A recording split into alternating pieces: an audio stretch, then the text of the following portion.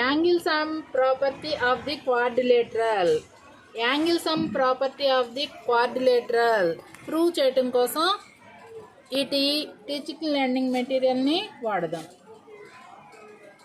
This is a quadrilateral. These are the angles. Say this is A, B, C, D. Angle A plus angle B plus angle C plus angle D is equal to 360 degrees. A ని 1 అనుకుందాం, ఇది 2,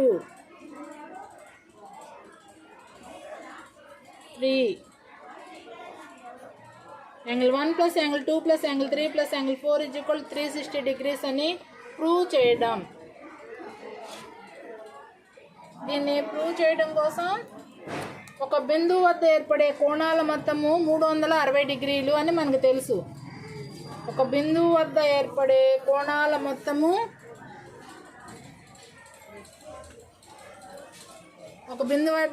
అన్ని కోణాల మొత్తము ఎల్లప్పుడూ 360 degrees ఉంటుంది.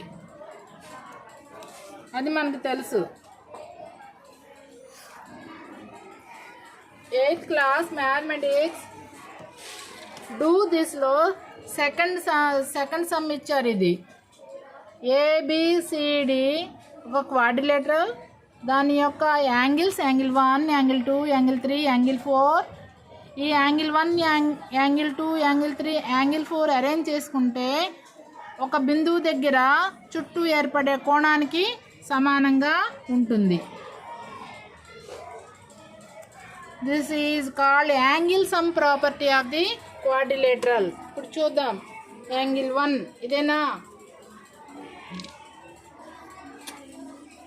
Angle 1 ఇదేనా? అవునండి. Angle 2, angle 3, angle 4. ఒక బిందువు చుట్టూ ఇవి పెట్టగలమేమో చూద్దామా? చూద్దామండి. Angle 1, angle 2, angle 3, angle 4. Angle 4 ఇవి పెట్టుకుంటే ఒక రౌండ్ షేప్ వచ్చింది కదా. వృత్తంలో కేంద్రం వద్ద ఉన్న కోణం కూడా 360 డిగ్రీస్. ఇది సెంటర్ ఆఫ్ ది సర్కిల్ అవుతుంది. ఒక వృత్తంలో కేంద్రం వద్ద ఉన్న కోణం 360 డిగ్రీస్. ఒక పూర్తి రౌండ్ వచ్చింది కదా, round shape. The angle sum property prove చేయటం కోసం మనకి ఉపయోగపడింది.